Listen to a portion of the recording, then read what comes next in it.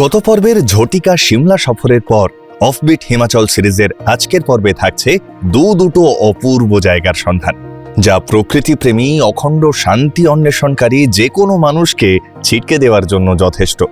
হিমাচলের দুই বিখ্যাত ভ্যালি তীর্থান এবং পার্বতী, দুজনের সাথেই বন্ধুত্ব করাবো তোমাদের। প্রথমে সিমলা থেকে যাব জিবি। সেখানে এক রাত কাটিয়ে ব্যাগ ভর্তি স্মৃতি নিয়ে পরের গন্তব্য কাসল।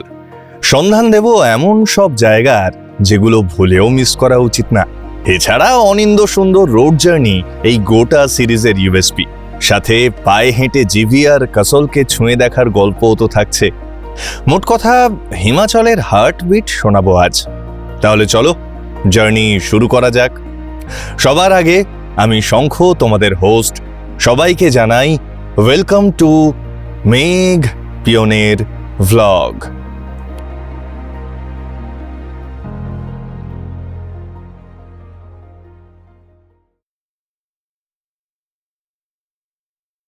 তো ফাইনালি জিভির পথে বেরিয়ে পড়েছি। ক্যালেন্ডার বলছে 7ই মার্চ, ঘড়ি বলছে 11টা 11, আর গুগল ম্যাপ বলছে সিমলা থেকে এই জিভির দূরত্ব 161 কিলোমিটার। যেতে সময় লাগবে প্রায় 6 ঘন্টা। এবার রাস্তায় লাঞ্চটাও তো আছে, তো আশা করি 7 ঘন্টার মতো মিনিমাম লাগবেই। সে লাগুক, তোমরা শুধু রাস্তায় কনসেন্ট্রেট করো। গল্প করতে করতে অনন্য সাধারণ যাত্রাপথের শোভা দেখতে দেখতে কখন যে এই সময়টা কেটে যাবে ধরতেই পারবে না। আচ্ছা, মন দিয়ে শোনো। যেতে যেতে আমি তোমাদের সাথে কিছু ইম্পর্টেন্ট ইনফো শেয়ার করব, তবে একটাই শর্ত, কান থাকবে আমার কথায় আর চোখ যেন রাস্তা থেকে না সরে, কেমন? তোমরা যারা লাস্ট পর্ব দেখেছো তারা তো জানোই যে আমার এবারের ট্রিপটা অর্গানাইজ করে দিয়েছে ট্যুর পিকার্স। আমার এই 5 রাত 6 দিনের ট্রিপে 1 রাত সিমলা, 1 রাত জিভি, 1 রাত কাসল আর 2 রাত মানালি প্ল্যান করা আছে। এটা কিন্তু একটু হেকটিক হয়ে যাবে যারা ফ্যামিলি নিয়ে আসছো বা খুব একটা ট্রাভেল করো না তাদের জন্য। জার্নির একটা ধকল তো থাকে, তাই না? আর তাছাড়া এই যে আমি একদিন থাকলাম সিমলায়, এতে আমি এবার কালীবাড়ি যেতে পারিনি, আমার খুব পছন্দের আর্মি মিউজিয়াম যেতে পারিনি, অ্যাডভান্স স্টাডিজ যেতে পারিনি। তাই তোমাদের বলবো অ্যাটলিস্ট 2 রাত সিমলায় থেকো, তাতে তোমাদের ঘোরা আর একটু ভালো হবে। আমার এই 5 রাত 6 দিনের ট্রিপ প্যাকেজের খরচা 2 জনের একটা রুম দিয়ে আর 6 জনের 2টো রুমের হিসেবে স্ক্রিনে যাচ্ছে, দেখে নিও। এর মধ্যে লাঞ্চটা কিন্তু ইনক্লুডেড নয়, যেহেতু বেশিরভাগ দুপুরগুলোই বাইরে কাটে। তো আরও একটা দিন সিমলায় বাড়ালে খরচ কত বাড়বে একটু ট্যুর পিকার্সের সাথে কথা বলে জেনে নিও। নাম্বার স্ক্রিনে যাচ্ছে।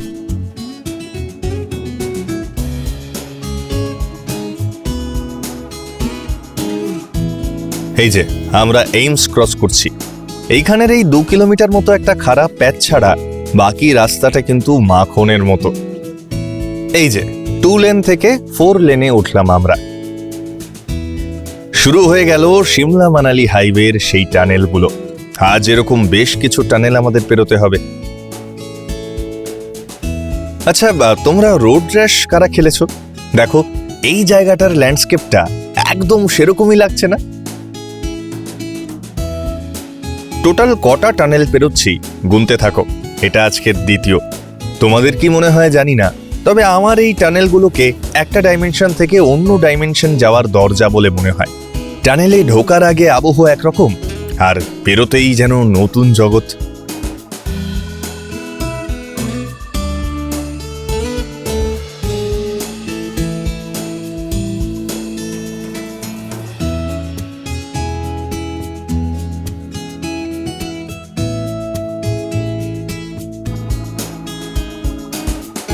সুন্দরনগরের মধ্যে দিয়ে যাচ্ছি আমরা।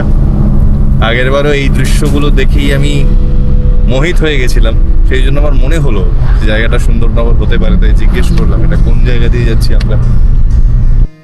নামের এত ভালো রিপ্রেজেন্টেশন কিন্তু খুব কমই দেখা যায়। সুন্দরনগর সত্যি সুন্দর। ওই যে ডান দিকে ওটা সুন্দরনগর লেক।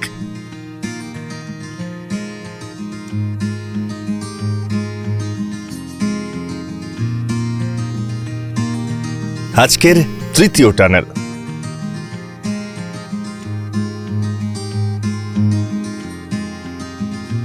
ওই দেখো 1 কিলোমিটারের মধ্যে আরো একটা টানেল।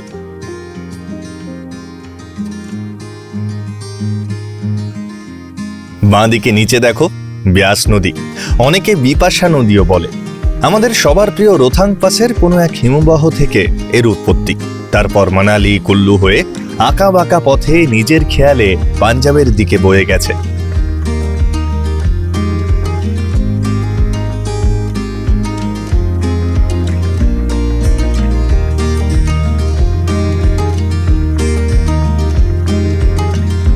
হিমাচলের এইসব ভ্যালিগুলো এত ভালো, যত দেখি যেন আশ মেটে না, তাই না?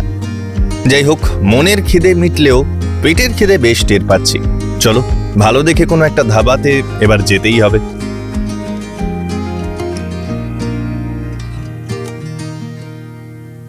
3:11 বাজে, প্রচন্ড খিদে পেয়েছে, তাই মানালি হাইওয়ের ওপর ব্রাদার্স বলে একটা রেস্টুরেন্ট আছে, সেখানে এলাম। এটা মান্ডির মধ্যে পড়ছে, তাই একটু খাই, তারপর আবার ব্যাক টু পথ। অর্ডার করেছি কড়াই চিকেন, বাটার চিকেন আর রাইস। আনএক্সপেক্টেডলি বেশ ভালো খেলাম এবং ফুল এনার্জি রিস্টোর করে আবার পথে নামলাম। ঘড়ি বলছে 4:01, এখনো প্রায় ঘন্টা দুয়েকের রাস্তা বাকি।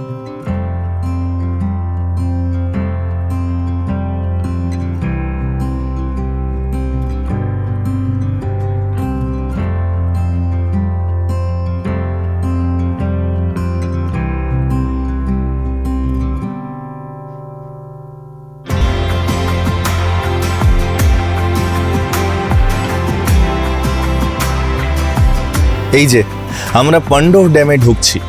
এটা বিয়াস নদীর উপর নির্মিত একটা বাঁধ, যা মূলত জলবিদ্যুৎ উৎপাদনের জন্যই তৈরি করা হয়েছে।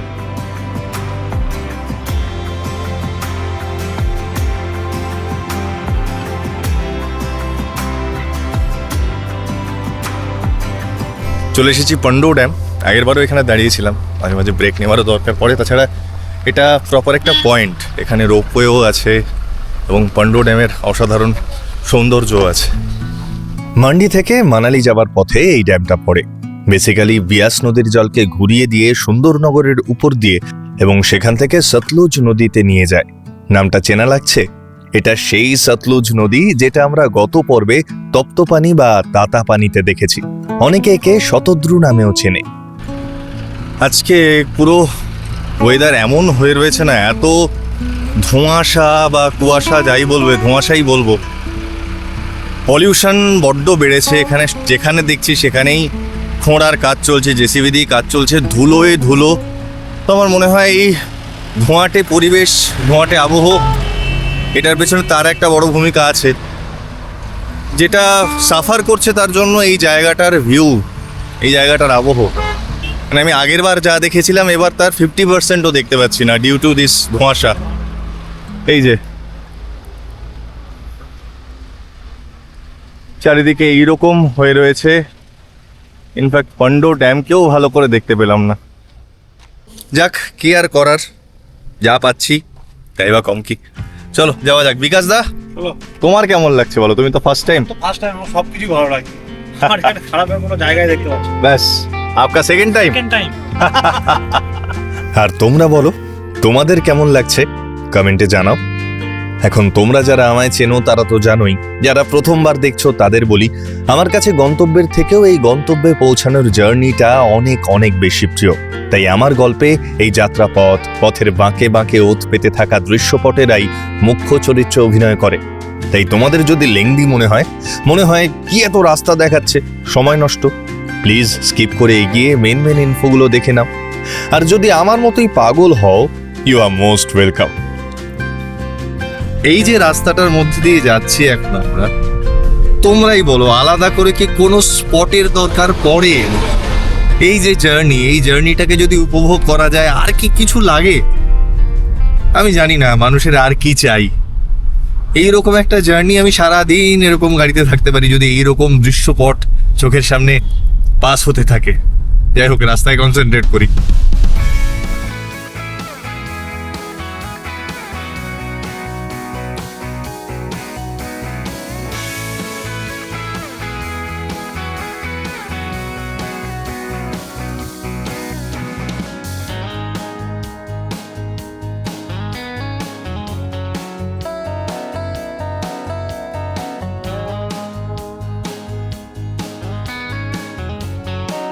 ছোট্ট কুইজ টাইম। বলো তো এটা কত নম্বর টানেল পেরোচ্ছি আমরা? কি মনে পড়ছে না? আমি কিন্তু গুনতে বলেছিলাম।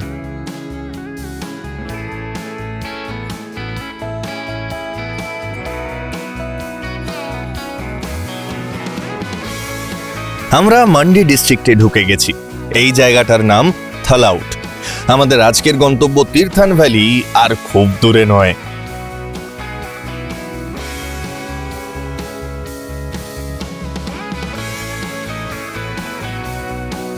এই যে এটা হলো লারজি বাঁধ। হিমাচল প্রদেশের মান্ডি জেলায় বিয়াস নদীর উপর নির্মিত একটা গুরুত্বপূর্ণ জলবিদ্যুৎ প্রকল্প। এটি মূলত কুল্লু এবং মান্ডি অঞ্চলের মাঝামাঝি বিয়াস এবং তীর্থান নদীর সঙ্গমস্থলের কাছে অবস্থিত। এই প্রকল্পের বিদ্যুৎ উৎপাদন ক্ষমতা 126 মেগাওয়াট।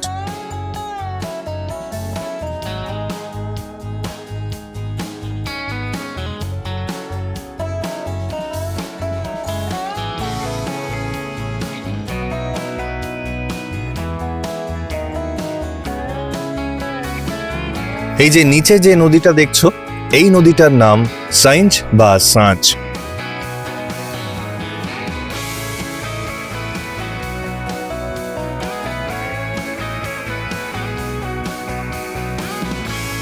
ফাইনালি মাইল ফলক বলছে আমরা তীর্থান ভ্যালিতে প্রবেশ করছি।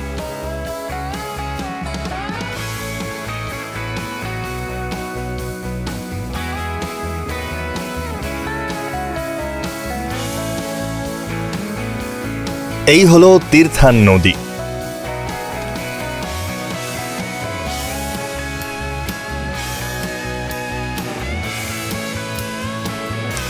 এতক্ষণের মাখনের মতো রাস্তা কিন্তু এবার অফ রোডে কনভার্ট হতে শুরু করেছে।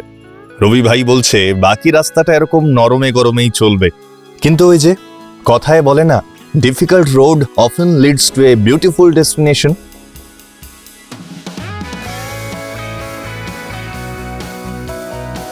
ঘড়ি বলছে 5:16। দিগন্তে ডুব দেওয়ার প্রস্তুতি যে সূর্যি মামা শুরু করেছেন সেটা উপরে গোধূলি মাখা পাহাড়গুলোকে দেখলেই বুঝতে পারছি।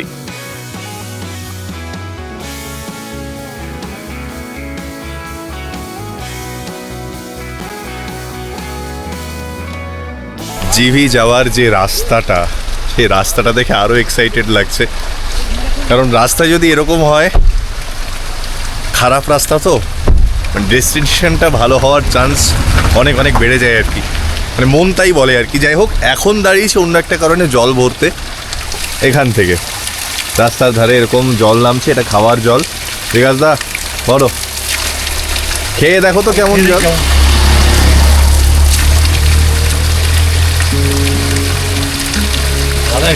আলাদাই টেস্ট, ঠান্ডা জল, ঠান্ডা। আহ, দারুণ।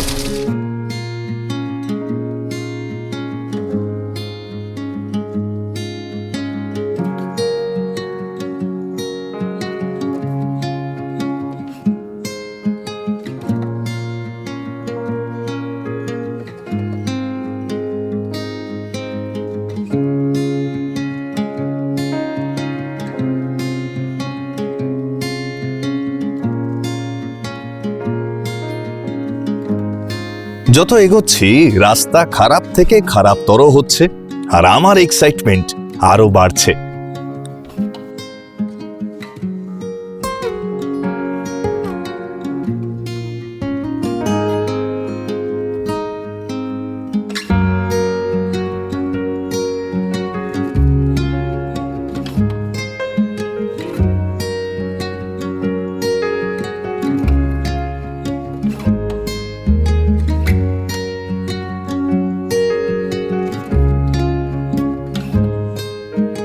বিগত 40-45 মিনিট আমরা দাঁড়িয়ে আছি জিভি থেকে 6 কিলোমিটার দূরে। রাস্তাটা এমন হয়ে রয়েছে যে কোনোভাবে সামনে কিছু একটা হয়েছে, যে বিরাট লম্বা জ্যাম পড়ে গেছে আর কি। ছোট গাড়িগুলোকে বললো ছাড়ছে, গাড়িটা একটু এগোলো, এগিয়ে আবার আমরা দাঁড়িয়ে আছি। দেখা যাক আলটিমেটলি কখন পৌঁছাই। অলরেডি 7টা বাজে।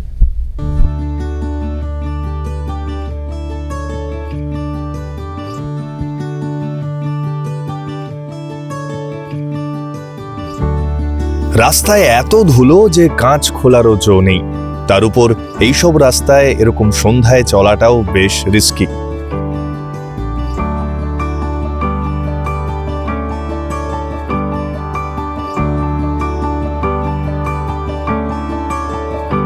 অপেক্ষার অবসান, চলে এসেছি জিভিতে।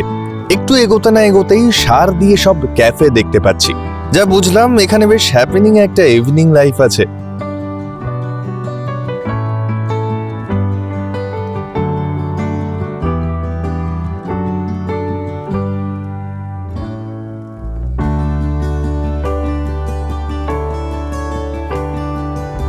ফাইনালি অনেক কাঠখড় পুড়িয়ে 7:17 আমরা পৌঁছালাম আমাদের জিভির হোটেলে।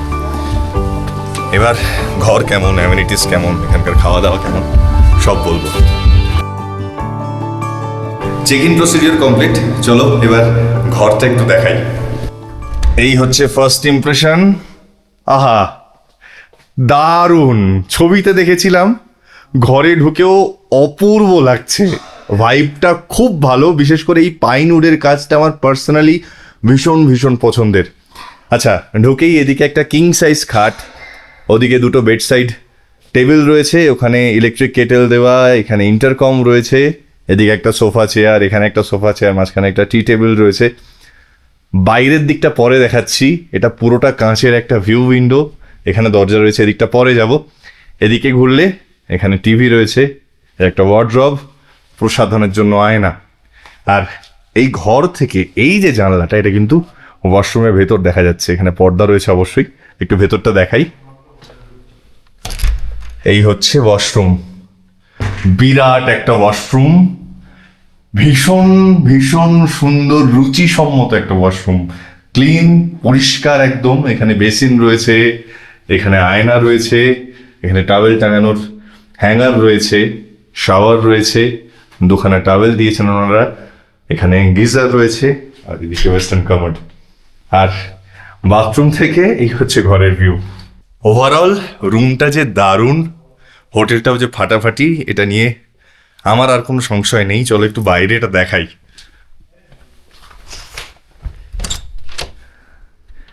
এই হচ্ছে এই রুমের অ্যাডজাসেন্ট ব্যালকনি, দুটো চেয়ার, একটা টেবিল, এখানে বসেই সময় কেটে যাবে।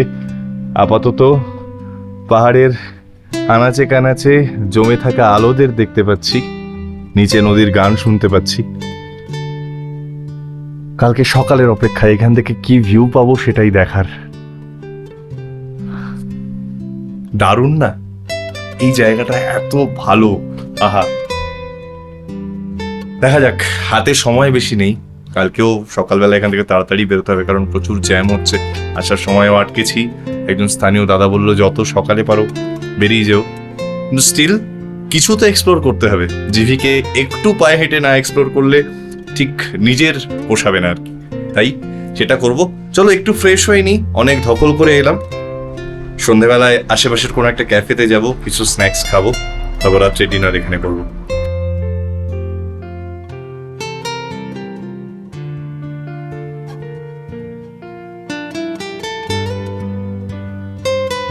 ঘড়ি বলছে 8:30। আশেপাশে কিছু ক্যাফে আছে, এখানে একটা আন্টিজিস ক্যাফে বলে একটা ক্যাফে আছে, চলো একটু মেরে আসা যাক।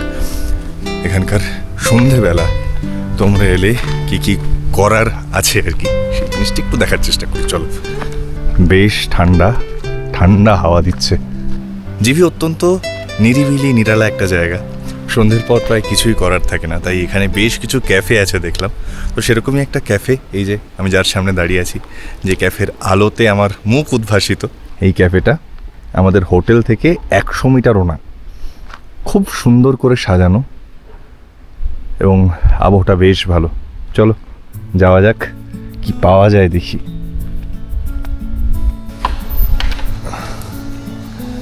এইটা হচ্ছে এখানকার অ্যাম্বিয়েন্স, আমি ছাড়া আর কেউ নেই এই মুহূর্তে। বললাম না, খুব শান্ত একটা জায়গা, নিরিবিলি জায়গা।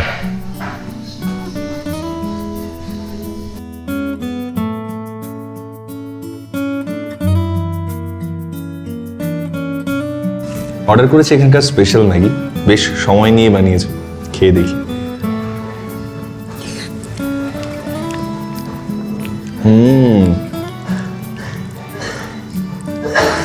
খুব ভালো, খুব ভালো, প্রচুর কিছু দেওয়া, বেল পেপারস, আরো কি সব শাক, শসা, গাজর।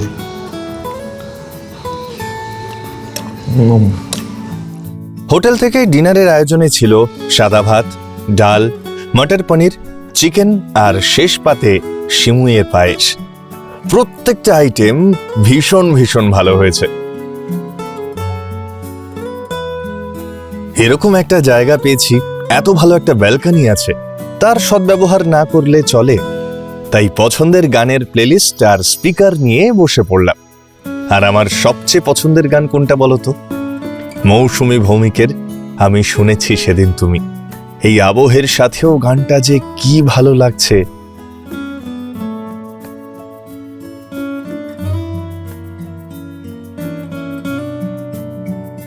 ঘুম ভাঙলো ঠিক 6:30টায়। ব্যালকনিতে এসে দাঁড়াতেই বুঝলাম খুব দেরি হয়নি। সূর্যদেবের ঘুম এখনো ভাঙেনি।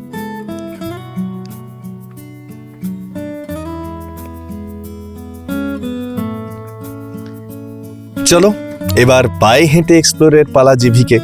তবে তার আগে এই মোমেন্টটাকে আরেকটু উপভোগ করে নি।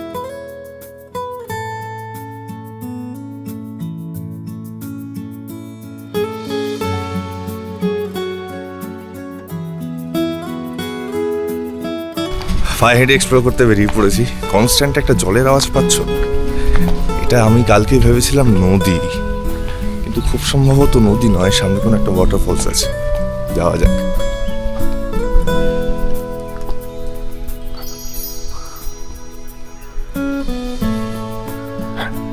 এই যে এই ক্যাফেটায় আমরা কালকে এসেছিলাম, একদম 100 মিটারের মধ্যে আমাদের হোটেল থেকে। সকাল সকাল কত পাখি ডাকছে, কিন্তু পাখিগুলোকে দেখা যাচ্ছে না। অদ্ভুত ব্যাপার, অনেকক্ষণ ধরে ট্রেস করার চেষ্টা করছি, একটা পায়রা ছাড়া। এই যে বড় বড় পায়রা, কিছু দাঁড় কাক রয়েছে বিশাল সাইজের। ভীষণ স্নিগ্ধ একটা সকাল, ভীষণ স্নিগ্ধ। ঠিক কাসলের ভাইব পাচ্ছি। কাসলে যেরকম আগের বার সকালবেলাটা প্রচন্ড মায়াবী, প্রচন্ড স্নিগ্ধ, শান্ত মনে হয়েছিল, এখানেও একদমই তাই। কোনো ভিড়ভাট্টা নেই, কোলাহল নেই, যানবাহনের শব্দ নেই। খুব মানে অদ্ভুত শান্তি আছে, অদ্ভুত শান্তি। কোনো লোকজনের ভিড় নেই। হয়তো সিজনে থাকবে এই সময়। আমি এখন যেরকম সময় এসেছি এখানে, বলছে তো মে জুন জুলাই হচ্ছে সিজন আর কি। এই সময় একদম কোনো ভিড় নেই, যানবাহনের কোলাহল তো নেই। বহুক্ষণ পর পর একটা দুটো করে গাড়ি যাচ্ছে, আর বাকি পুরোটাই প্রকৃতি। কি অপূর্ব লাগছে না? একদম উঁচুতে, মানে এটা তো একটা ভ্যালি, পুরো একদম পুরো ভ্যালির মাঝখানে আছি আমরা। তো রোদ একটু দেরিতে পৌঁছায়, পাহাড় ডিঙিয়ে রোদকে ঢুকতে হয়। তো ওই পাশ দিয়ে রোদ ঢুকছে, আর ওই যে গাছের মাথায় একটু একটু করে ছুঁয়েছে রোদ। একদম টপের গাছগুলো, এগুলো চির গাছ, এগুলো সম্ভবত আপেল গাছ। সাদা সাদা ফুল হয়ে রয়েছে, সবুজ, কত রকমের সবুজ। কোথাও হলুদের ছোঁয়া, কোথাও গাঢ় সবুজ, কোথাও হালকা কমলার ছোঁয়া। অপূর্ব লাগছে হাঁটতে। মাঝে মাঝে আবার চেরি ব্লসমও দেখতে পাচ্ছি ওই যে।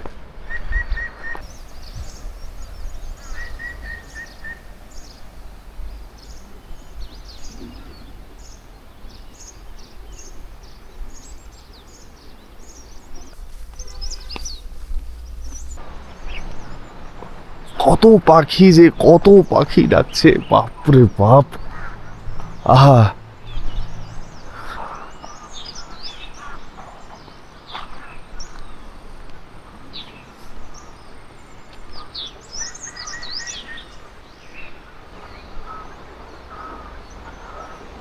খুব সুন্দর একটা কটেজ রয়েছে এখানে। উনুন জ্বলছে, ধোঁয়া বেরোচ্ছে।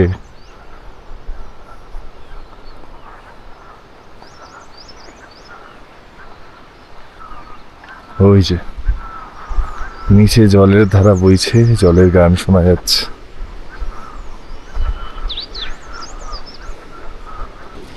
চায়ের দোকান খুলেছে,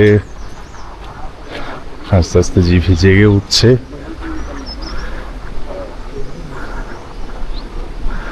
এই যে দোকানটা, এই দোকানটাকে ছাড়িয়ে এই যে রাস্তাটা উঠে যাচ্ছে, এই রাস্তাটাই ওয়াটারফলসের দিকে যায়। চলো যতটা যাওয়া যায়। এখন 7:40 বাজে, 9টায় খুলবে বলছে। এই যে এখান থেকে ডান দিকে ওই টু ওয়াটারফলস, কিন্তু এখন বন্ধ, না খোলা আছে। চলো যাওয়া যাক। 9টায় টিকিট কাউন্টার খোলে, কিন্তু এখন তো গেট খোলা, টিকিট নেওয়ার লোক নেই। কি করার, আমরা তো টাকা দিয়েই যেতে চেয়েছিলাম, গেট খোলা।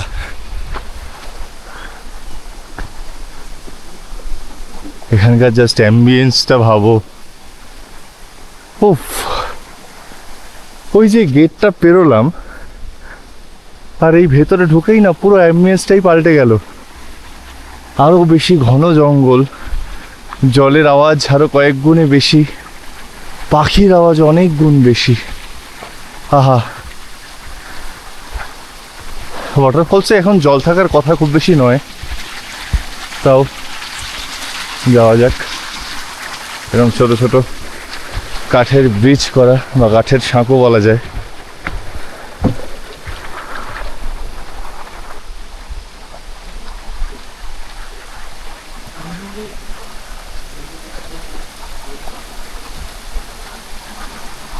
শীর্ণ চেহারা এখন ওয়াটারফলসের, জল নেই বলতে গেলে, স্বাভাবিক সেটাই, এই সময় জল থাকার কথাও নয়।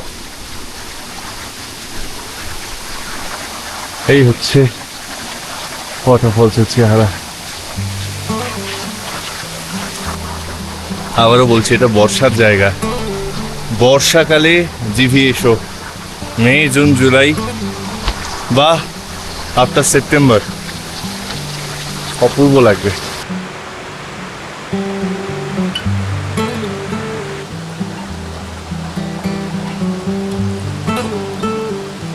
আসার সময় একরকম অ্যাম্বিয়েন্সে এসেছি, তখন সূর্য ওঠেনি।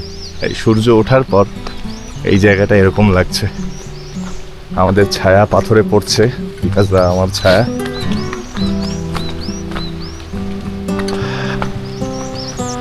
এই যে গাছগুলো কেমন ফ্যাকাশে হয়ে আছে এখন, এটা যখন বর্ষা বা বর্ষার পরে ঝলমল করবে, সবুজ উজ্জ্বল হবে, তখন কি অপূর্ব লাগবে। হ্যাঁ, পাতাগুলো ভিজে থাকবে, রোদ এসে সেই ভিজে পাতার উপর পড়বে, আলাদাই। গলা শুকিয়ে কাঠ হয়ে গেছে, একটু চা প্রয়োজন।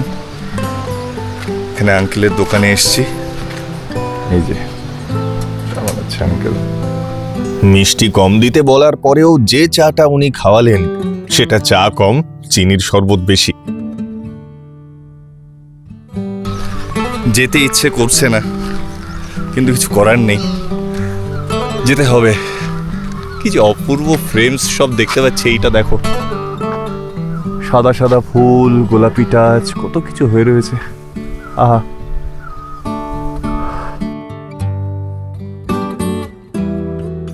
জিভির সময় প্রায় শেষ। চলো যাবার আগে একবার ইচ্ছেটা নাই ভেসে জিভিকে দেখি।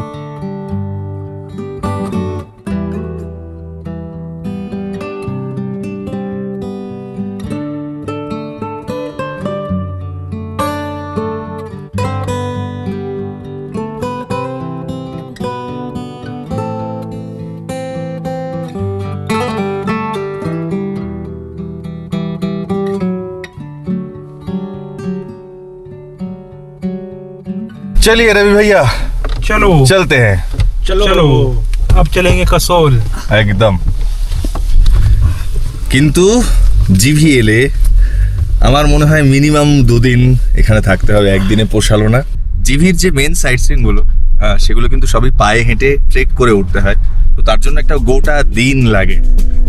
তো নেক্সট টাইম আবার আসবো এবং এই পুরো জিভিকে পায়ে হেঁটে এক্সপ্লোর করবো। আজকে যতটা সময় ছিল যতটুকু করা সম্ভব করলাম, কিন্তু যে অপূর্ণতাটা রয়ে গেল সেটা আমার মনে হয় আবার জিভিতে আসতে পিছু টান হিসেবে কাজ করবে, তাই না?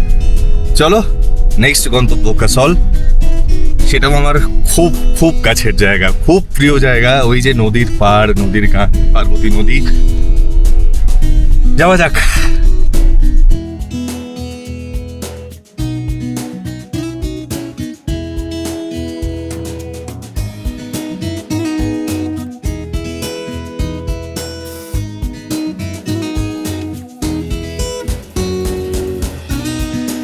গতকাল সন্ধ্যের সময় এই জায়গাগুলোকে পেরিয়েছি, এই সৌন্দর্যকে তাই মিস করে গিয়েছিলাম। ফিরতি পথে সেগুলোকেই দু চোখ ভরে দেখে নিচ্ছি। আমাদের জিভি থেকে কাসলের দূরত্ব 82 কিলোমিটার। গুগল ম্যাপ অনুযায়ী সময় লাগবে ওই 3 ঘন্টা 32 মিনিট মতো।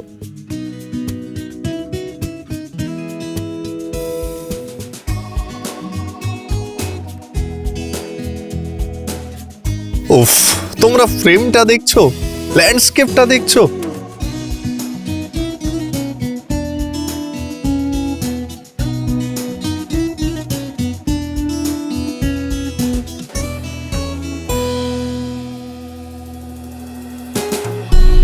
রাস্তায় আমরা এই যে হিমাচলের যে রাস্তা দিয়ে যাচ্ছি, সেই রাস্তার ধারে ধারে অনেক সময় ছোটখাটো মন্দির দেখা যায়। এমনি সচরাচর পাহাড়ের মাথায় মন্দির হয়, কিন্তু রাস্তার পাশে পাশে যখন কোনো খাদের ধারে যখন মন্দির দেখবে, তার মানে বেশিরভাগ ক্ষেত্রেই বুঝতে হবে যে সেই সব জায়গা থেকে কেউ না কেউ পড়ে মারা গেছে, তার স্মৃতিতেই সেই মন্দির বানানো হয়েছে। তো চলো, সামনে যদি এরকম কোনো মন্দির চোখে পড়ে অবশ্যই দেখাবো তোমাদের।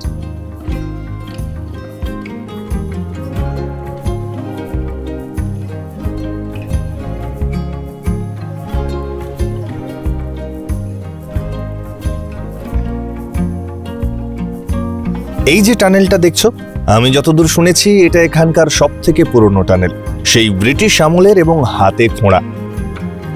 টানেল পেরোতেই আমরা কুল্লু ডিস্ট্রিক্টে প্রবেশ করলাম। রাস্তাটা দেখছো, পুরো মাখন না? সত্যি বলতে এইসব রাস্তা দিয়ে যখনই যাই না, আমি আমার পার্টনার পেগাসাসকে বড্ড মিস করি। জানি না কখনো ওর সাথে এইসব জায়গায় আসতে পারবো কিনা, বা সেরকম পরিস্থিতি কখনো তৈরি হবে কিনা, দেখা যাক। এই বাঁদিকে যত গাছ দেখছো, এগুলো সব আপেল গাছ। আপেলের সময় কেমন লাগবে বুঝতে পারছো?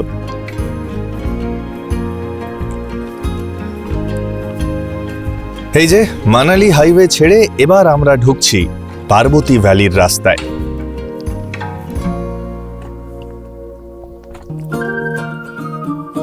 ওই যে নিচে বইছে স্রোতস্বিনী পার্বতী। ঘড়ি বলছে 12:31। আমরা অলমোস্ট কাসল পৌঁছেই গেছি।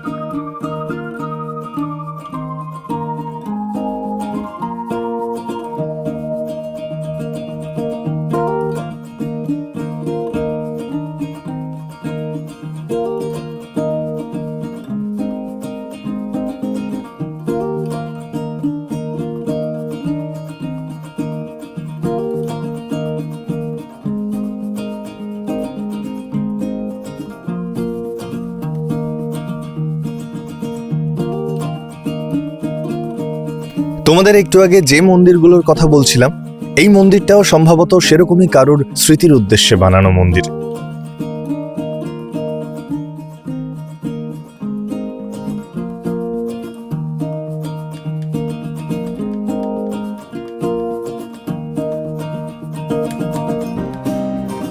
এই যে বাঁ দিকে ডান দিকে রাস্তার এখানে যত গাছ দেখছো, তার মধ্যে বেশিরভাগই সব আপেল গাছ।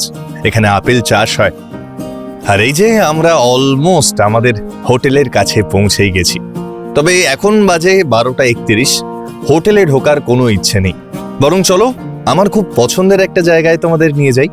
গতবারও তোমরা যারা আমার সাথে ভার্চুয়ালি ঘুরেছিলে, নিয়ে গিয়েছিলাম, মনে আছে? গেস করো তো কোন জায়গা?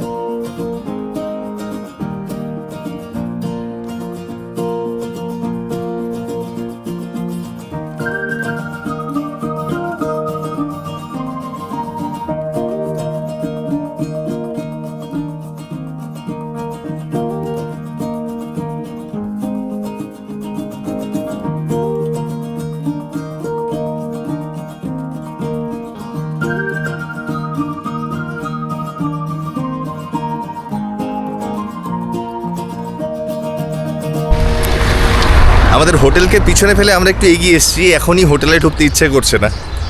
আগের বার এটিএস ক্যাফের কাছাকাছি একটা ব্রিজ ছিল না, সেই ব্রিজটার ওখানে গিয়ে অপূর্ব লেগেছিল।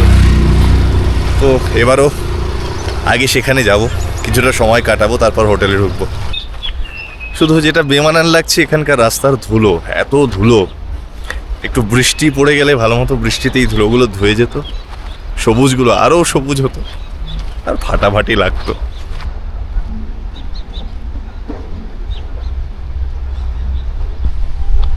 আগে এইসব জায়গায় কোনো স্টল টল ছিল না লাস্ট ইয়ার, এবার স্টল পড়েছে।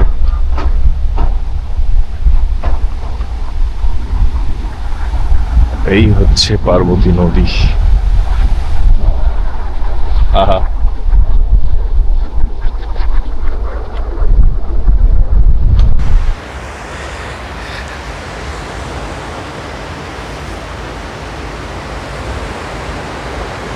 কনস্ট্যান্ট হাওয়া হয়ে যাচ্ছে, অসাধারণ লাগছে।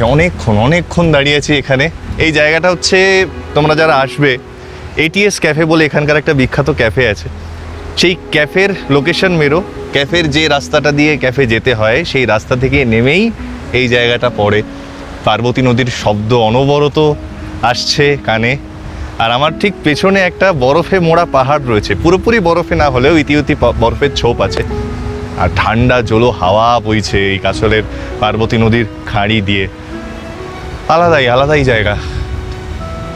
ঠান্ডা লাগছে, কিন্তু শুধু রোদটা আছে বলে বোঝা যাচ্ছে না, নাহলে বেশ ঠান্ডা আছে। এবং এই রোদটা পড়লেই কামড়ে ধরবে আর কি ঠান্ডা। আপাতত খিদেও কামড়ে ধরেছে, হোটেলে ফিরে লাঞ্চ তো করবই, তবে তার আগে ফিলার হিসেবে একটু ম্যাগি হয়ে যাক। এই অ্যাম্বিয়েন্স, ঠান্ডা হাওয়া, এই দৃশ্যপট সব মিলিয়ে জমে যাবে।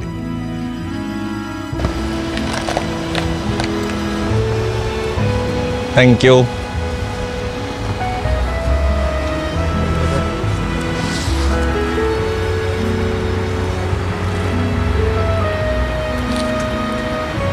लाएंगे तो ये मिलेंगे भी।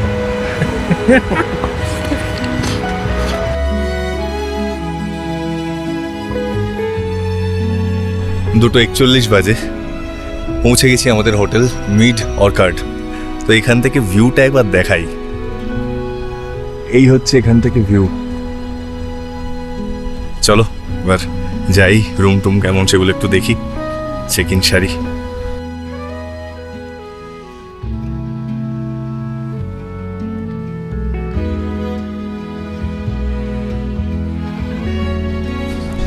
চলো, রুম অ্যালট হয়ে গেছে, এবার রুম ট্যুরটা করাই।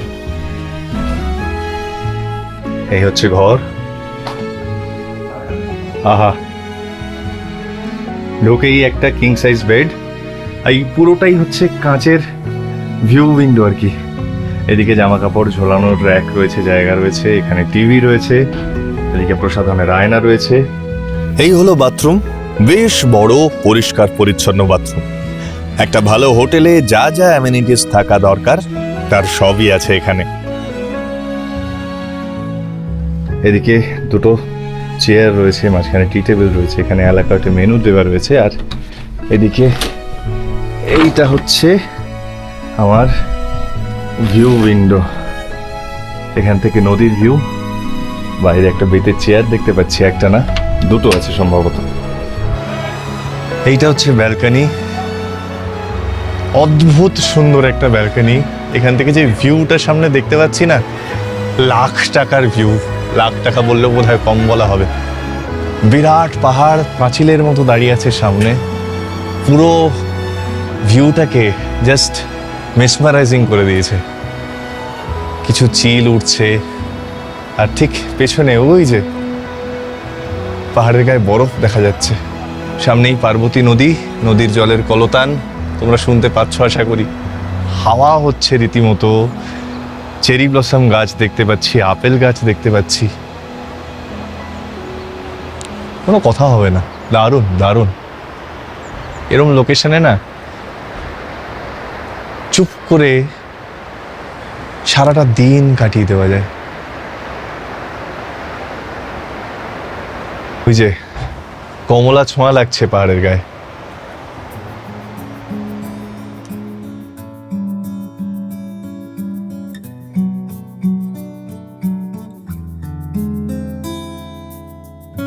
আটই মার্চ বিকেল 4টে, 7টা থেকে ফাইনাল খেলা। তো তার আগে যা ঘোরার ঘুরে নি, চলো একটু নদীর পাড় থেকে ঘুরে আসি। হোটেলের পিছন দিকটা হচ্ছে নদী।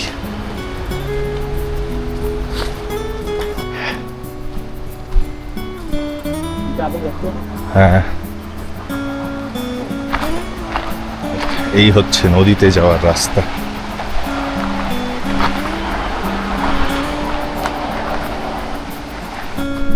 হাই গাই, হ্যাঁ কি খবর তোমার?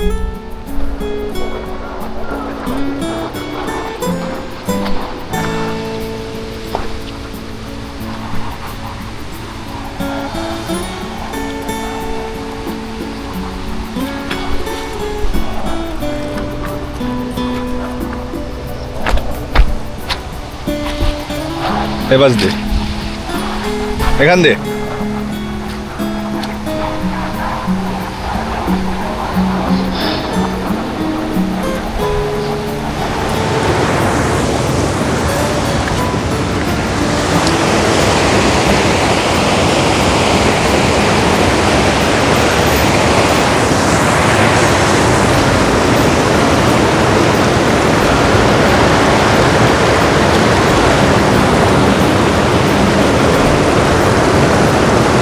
এখানে আর কিছু করার নেই, চুপচাপ বসে থাকা ছাড়া, পার্বতী নদীর জলের গান শোনা ছাড়া আর কিচ্ছু করার নেই। কি অদ্ভুত জায়গা, কি অদ্ভুত জায়গা।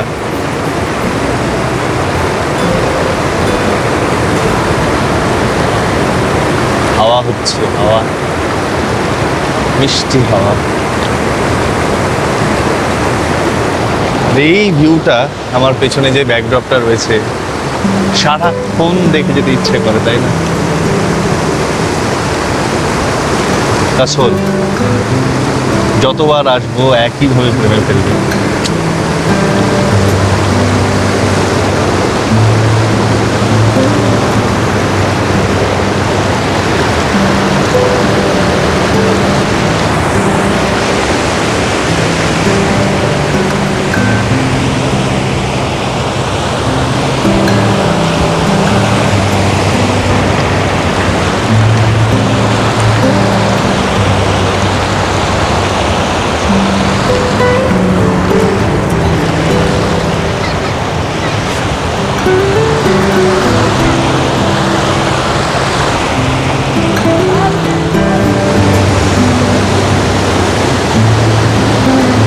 জানি না কি বলবো, নিজের অনুভূতিগুলোকে কোন শব্দে ব্যাখ্যা করব আমি সত্যিই জানি না।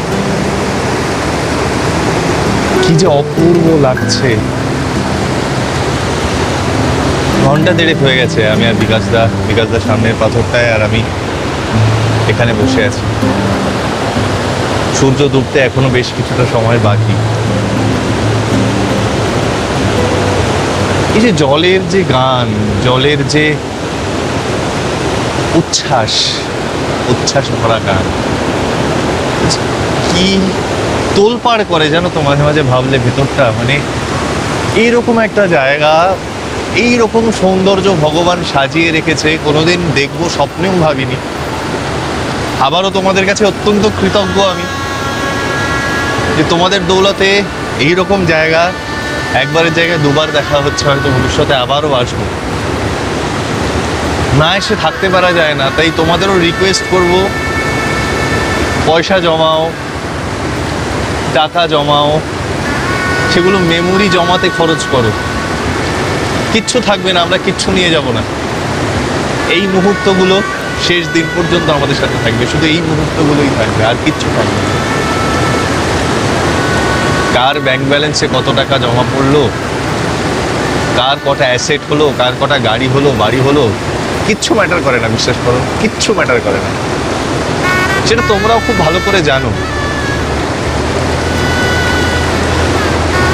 আলটিমেট আমরা সবাই শান্তির পেছনে দৌড়াচ্ছি, শান্তি খুঁজছি, এই জায়গা, এই রকম জায়গা, এখানে এলে বোঝা যায় প্রকৃত শান্তি কাকে বলে, শান্তি কোথায় এলে পাওয়া যায়। এই রকম জায়গায় এলে বোঝা যায়।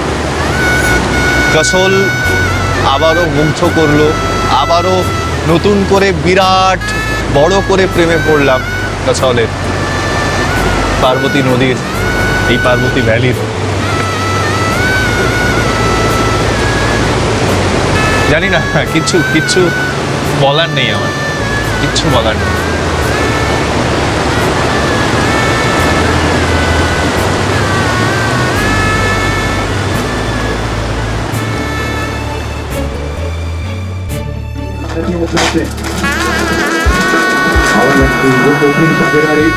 প্রচন্ড এক্সাইটমেন্ট ও টেনশন নিয়ে এবং অবশ্যই চিপস ক্যাডবেরি এই সব নিয়ে টি-20 ওয়ার্ল্ড কাপ ফাইনাল দেখতে বসেছি আমি আর বিকাশ দা। প্রত্যাশা অনুযায়ী যেভাবে নিউজিল্যান্ডকে দৌড়মুশ করলাম, তাতে এই কাসলে কাটানো স্মৃতিগুলো আরো মধুর হয়ে উঠল। হ্যাটস অফ টু আমাদের ব্লু আর্মি। ভারত সেরা ছিল, সেরা আছে আর সেরা থাকবে।